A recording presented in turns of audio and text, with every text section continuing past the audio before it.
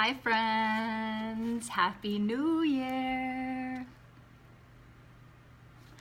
I'm excited to be here this year with my brand new book. Oops, backwards. But release your authentic self. Hey friend, how are you doing? Happy New Year. Happy New Year. Can't believe 2018 is here. Hey Shiny, how are you doing today? How are you doing, my friend? Good to see you. Hey Mel, Happy New Year. You sleepy? I was too earlier. Hey Mel, how are you doing? Hey friends.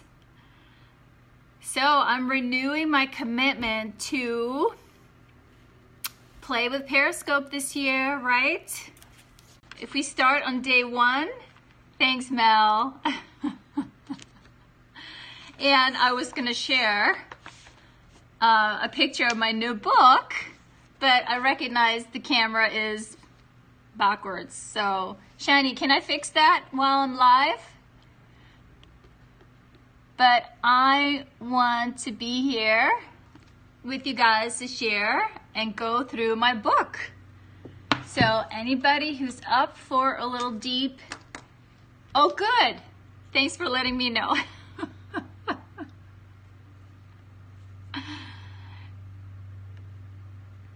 So exactly, yeah, I'm gonna see who wants to play this year.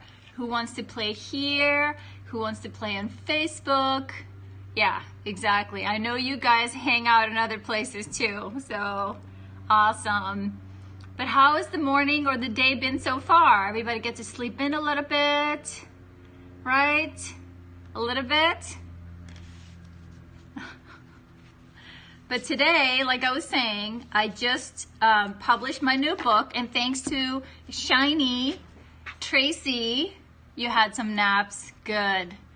But thanks to Shiny, she helped me design this beautiful cover.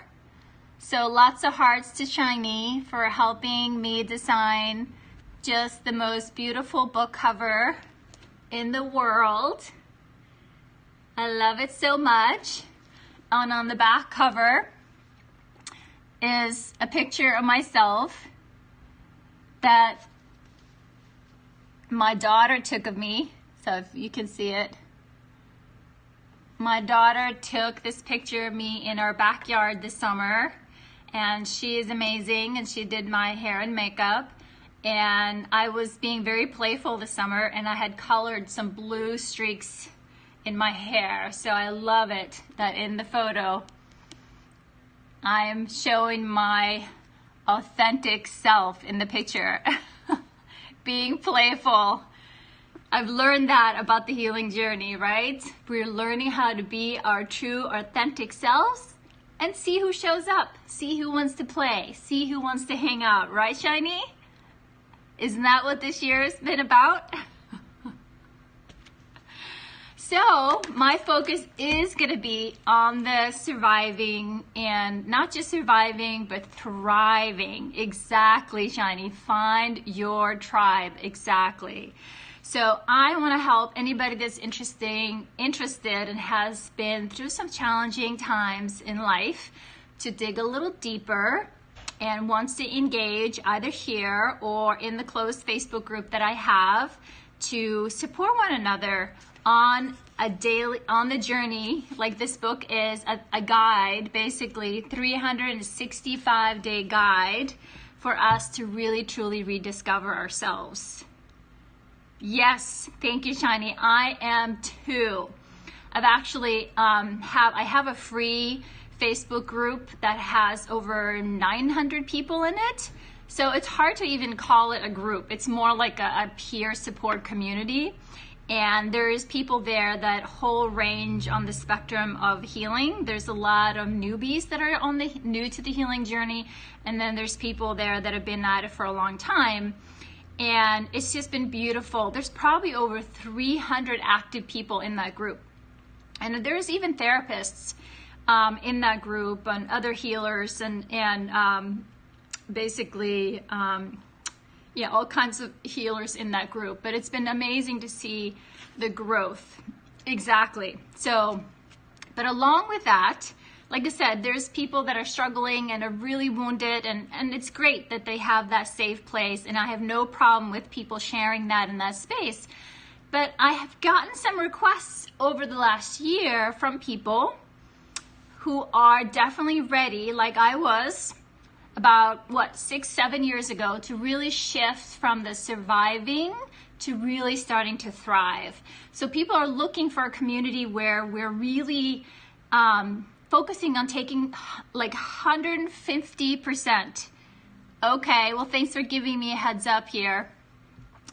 That people have been asking me for a safe place to really focus on the thriving. So that's what I'm going to be talking about. Digging deep, talking about how we take responsibility for ourselves. Good, Shiny. I'm glad you're good. And what does that look like? What does it look like to thrive and really live wholeheartedly? And that's my commitment to the people that I'm supporting and working with privately and in my groups, and kind of the theme that I'm going to be focusing on here and in the Facebook group. And the Facebook group is, there's a small charge for the other Facebook group for a small group. But obviously, you guys can join me here for free anytime and ask questions and see. I'd love to see how I can support you here. But if you haven't heard about the book and you're watching the replay, I have to put a little plug here. And I'm hearing a lot of rumbling in my house, so who knows, my kids might just walk into the room. But basically, the book is available on Amazon or Kindle, and if you just look at my, yeah, exactly. When you're a parent, there is no privacy. I remember when they were younger, just banging on the door, walking into the bathroom if you forgot to lock. It's like, Mom, what are you doing in here? Just going to the bathroom, for crying out loud, leave me alone. So, but the first day of the releasing your authentic self, I actually started on mine already. Started writing. Yeah, I love that you guys are showing up with blue hearts today, because blue is my favorite color. My favorite color. Love it. I just bought some hearts everywhere I go. If I see hearts, I buy them. And I saw, actually, Shiny, I need to show you. I actually saw a heart yesterday that had, believe it or not, both this color and this color in it. So maybe next book, we need to go closer on the purpley. So, but let's talk about today, all right? What is today, day 1 in the releasing to your authentic self? What's the truth? What's the truth of the day? And the truth of today, and then I have 2 questions for after each day for you to journal, that kind of help you get past any resistance you may have about the healing journey. It's normal that we have a little resistance when we're starting to pull back the curtains, and okay, we're going to see what else is here for us to kind of engage in taking responsibility for ourselves, right? It's not just about what's happening here. It's way more about what's happening in here. So, are you ready, ladies, friends, and gents? Day 1, we begin to love and trust ourselves when we take responsibility for ourselves. And we know to ask for what we need when we need it. This is true freedom, right? We begin to love and trust ourselves when we take responsibility for ourselves and know how to ask for what we need when we need it, right? How many of us wouldn't even dare asking for what we need or even know what we need because we're so focused on taking care of other people? right? We tend to neglect what we need and our truth. So the 2 questions for today: what is one way in which you exactly have taken responsibility for yourself this week? Exactly. That's huge, Shiny. Recognize that we need, like, God forbid, are we allowed to have needs, right? I know. That can feel a little sad too. Like I said, when we pull back the curtain a little bit, we start to feel the emotions. The truth is, there are some feelings behind it, and often when we see something, a new truth, there can be a little grief, there can be sadness. So once I recognized that it wasn't my husband's job to make me happy, or it wasn't my kid's job to love me unconditionally. No. It was my job to make me happy. It was my job to love myself unconditionally. So here I wrote some notes. How have I taken responsibility? Yes, exactly. Separating belongings, exactly. There's things that belong to you, that you need, that you're not willing to give up, that mean a lot to you, and you're gonna say, I need those things, I'm gonna keep those things, right? And the truth is, sometimes we have to negotiate, right? But the truth is, the first step is to recognize the need that we have. And just to share for myself, I would love to hear what else comes up for you guys. I recognized a couple weeks ago that I needed help with my business. I needed help with some editing, and I have brilliant writers in my house. My husband and both my daughters are really good writers, and I keep making fun of them. They're all writers, but guess who's published 2 books? I did. But I needed some help with some online content, and I needed to ask for help. Exactly. Instead of like beating myself up about not being able to do it myself, or sometimes you're so close to your own content. Shiny, you may recognize that. You're so close to it that you need another set of eyes to look at it and kind of make it, maybe I'm repeating myself or whatever. So I asked for help, and it can still be hard to ask for help. So I did that. And then also, I have some dental work that I need to get done, and my health is something that I've been really focusing on the last few years, really taking responsibility for my health and well-being. And sometimes I've put off even, seeing the doctor or going to the dentist because, it costs too much. I should, the kids should go get that kind of dental work done first. And it's like, no, I need to, make appointments for me too, because it's just as important, right? And also trust that, the money and the support and it will all come. It's all been a part of my self-awareness in nurturing and really taking good care of myself, my whole being, and my body, my temple being one of them. So those were kind of the things that came up for me when I was writing about how I've taken responsibility for myself this past week. And then the other questions, I know, Shiny, it is hard to trust that it will come. But it's been amazing that it's like when you say you're gonna do it or like make that appointment, it's like you're declaring to this all abundant universe that we live in that, hey, I need some help here. I'm gonna trust in the universe because I'm a good person and I deserve abundance, right? When you make that appointment and make it a priority because it's good for you, it's part of your well-being, the universe provides, and it happens. It's amazing to see actually how that does. So here was the other question. Like I said, 2 questions for every day. If you don't ask for what you need, what is preventing you from doing this, right?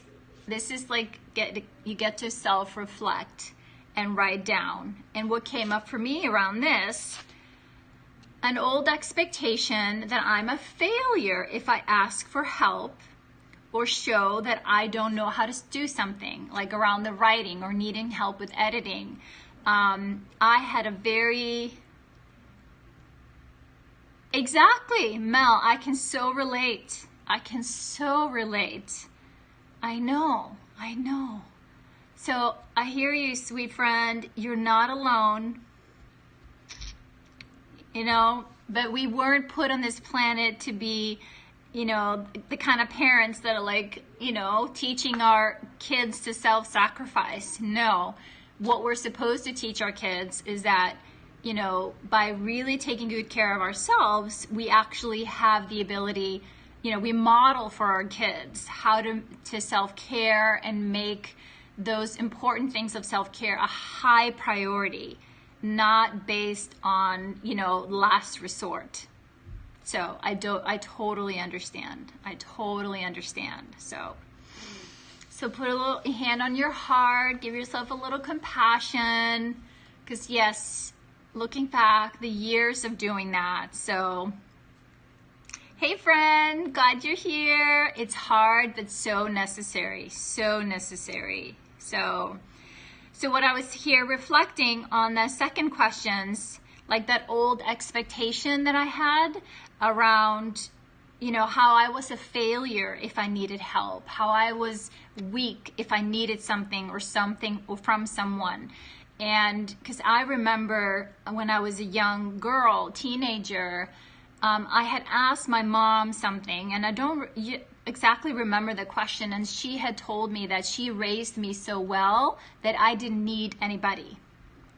And what a burden. And I don't even know, I mean, she may not have heard what I was asking for, but that's what I heard, whether that's exactly what she meant or not.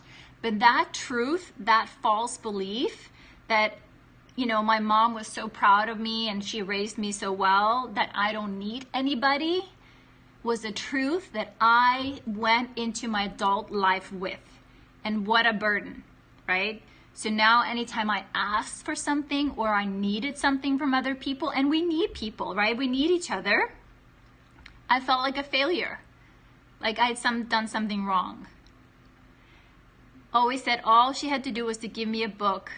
I know, Shiny, I know. Exactly, we need people. We need people. And it's terrible when we feel ashamed or guilty for needing people, right? Ugh, terrible burden, terrible burden. So the other note that I made myself here for the second questions, you know, if you don't ask for what you need, what's preventing you from doing this, was that being vulnerable, right, felt incredibly risky. Like I remember in my marriage, like let's say 15 years ago, you know, always having this like monkey on my shoulder. Yep, fear of being a burden. Always having this kind of awareness on my side, you know, don't say anything.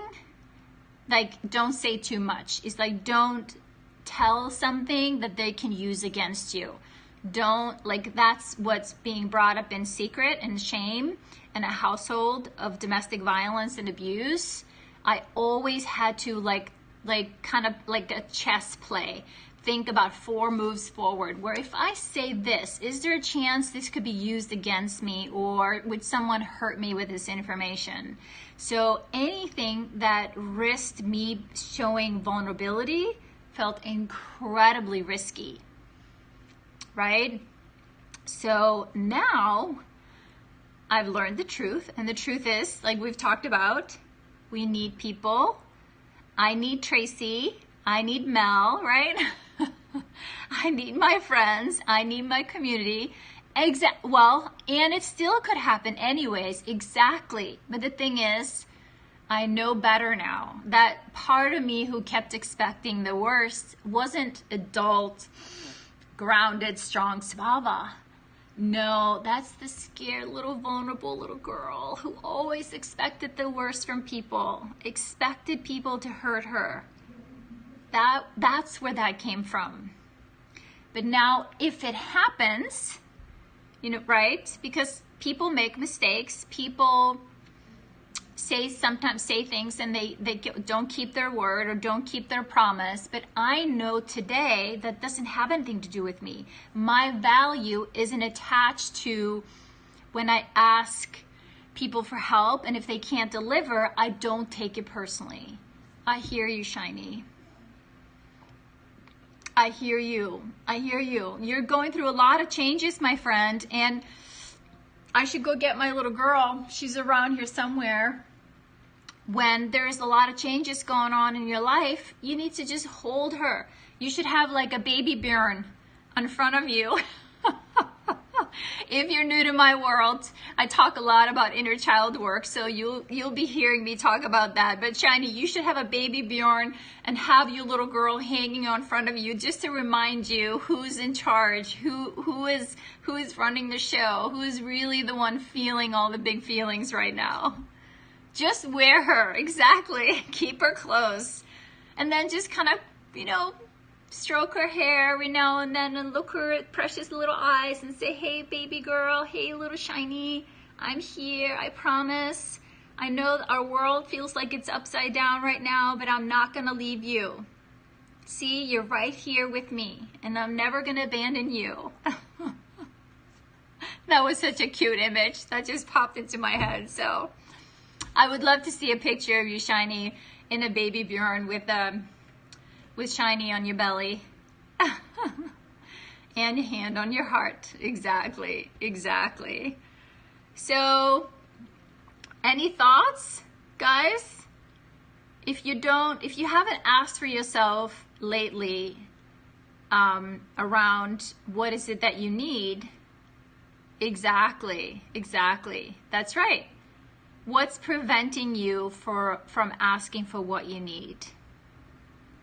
And, moving is such a big, it feels very risky, for us that were wounded as children, our whole world, knowing what to expect. Our environment, our home is so important to us.